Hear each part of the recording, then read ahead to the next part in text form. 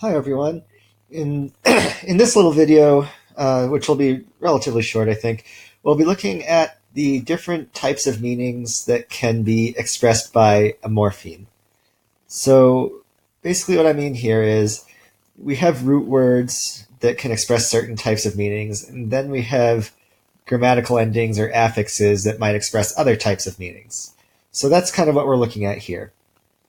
So one thing to keep in mind here is that the concepts that are expressed as roots in one language might be affixes in another language, and the other way around.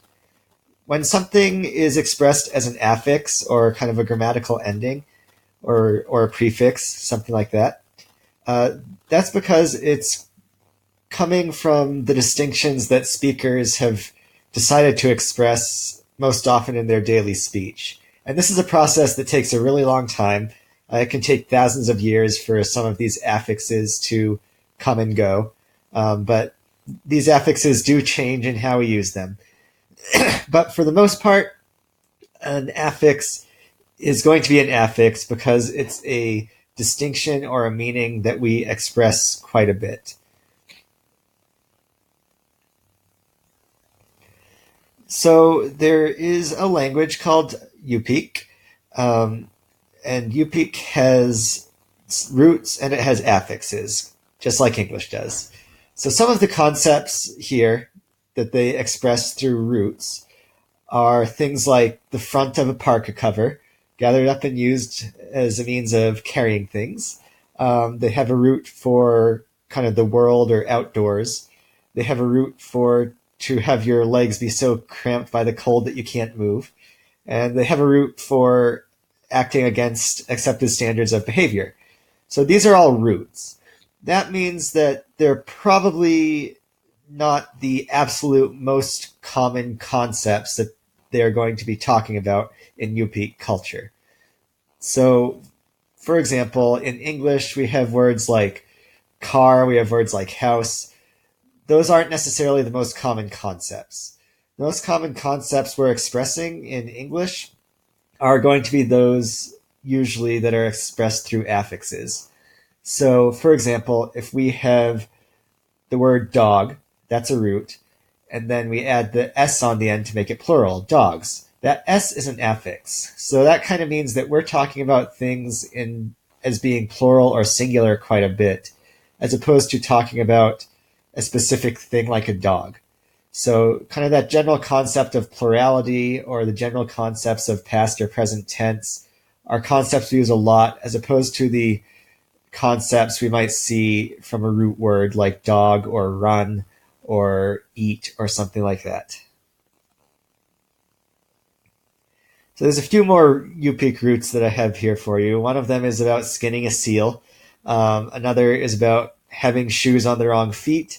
And there's another about kind of sweating in a steam bath. So those are all kind of roots and not affixes. However, UPeek does have affixes, so I have a few of their suffixes here for you. There's a suffix they have for something being left over. So they have the word or the root for dried fish skin, and they can add on the suffix for leftover to mean leftover dried fish skin. So the root dried fish skin is probably going to be the less common concept in this language, as opposed to talking about something that is left over.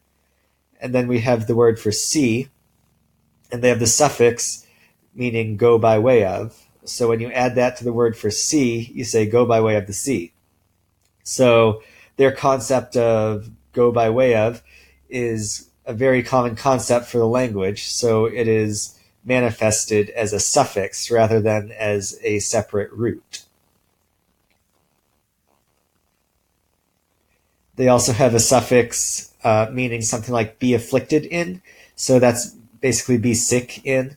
So when you attach that to the root for digestive tract or inside, it means something like be afflicted in the digestive tract or have a stomach ache.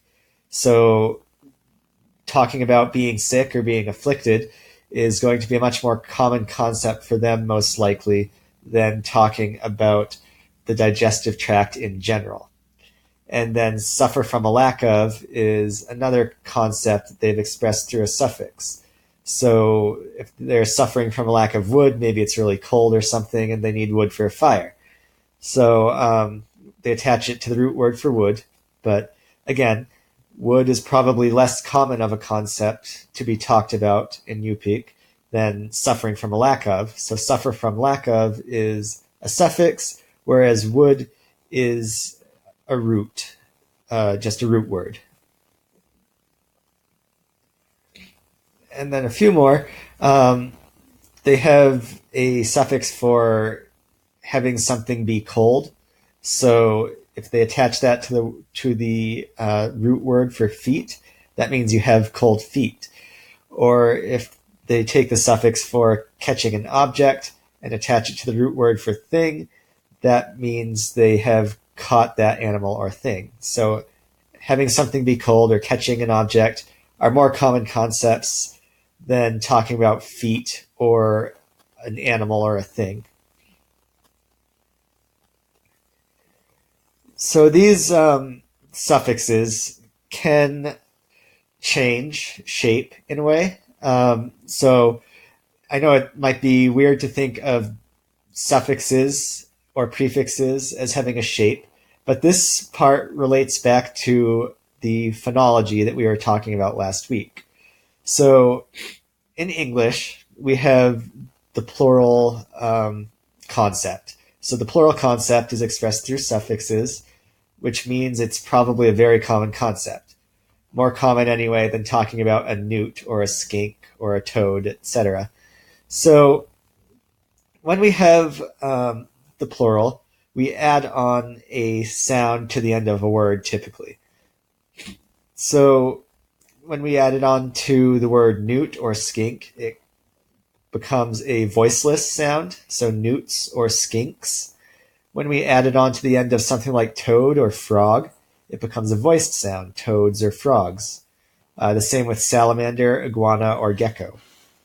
When we add it on to something like grouse or finch or thrush, it becomes a schwa followed by a voiced sound. So grouses, finches, thrushes, partridges. So this is called an allomorph.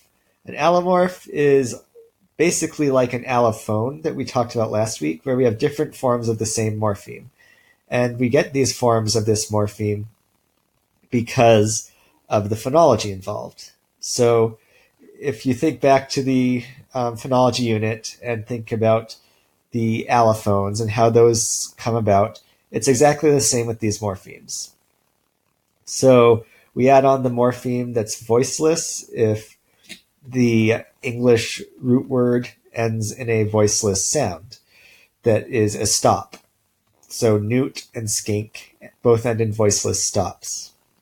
If the root word ends in a voiced stop, or if it ends in basically a voiced consonant, or if it ends in a vowel, then we add on the voiced sound to make the plural. So it ends in a voiced stop for toad, we add on the z. It ends in a vowel in iguana, we also add on the z. In the case of something like grouse or finch or thrush or partridge, if it ends in some kind of fricative or affricate, then we add on the schwa and the voiced sound. So grouse is or finch is. So basically we just have different forms of the same morpheme depending on the phonology that's involved. So this is kind of what I just mentioned, but the summary of it. But the s plural only occurs after voiceless sounds. The z only occurs after voiced sounds, and the schwa plus the z occur after fricatives or affricates. So allomorphs can also occur kind of with irregularities. So these are what's called lexically conditioned allomorphs. So these are still kind of the plural ending. So we would consider this the plural a plural suffix still, but this is a different form of it that's just conditioned because of the word itself. So when we have an irregular plural, this is what it would be referred to as, is kind of a lexically conditioned allomorph. So basically, that's just the term for when we see things like cactus and cacti, where some people will use the Latin plural when they pluralize cactus instead of saying cactuses. So with phenomenon versus phenomena, or cherub versus cherubim, those are all lexically conditioned allomorphs. They're just basically, they take the form they do just because. Perhaps because they've come from another language and people still use the plural of the other language, or it's just something inherent to that word that people use that specific plural. Okay, so I will be in the next little video looking at how we analyze these types of allomorphs. So look at the distribution of them. And if you have any questions about the allomorphs or the types of meanings that these endings might encode, you can go ahead and ask them. And hopefully it won't be too difficult of a concept to get. But anyway, in the next video, we'll be analyzing allomorphs.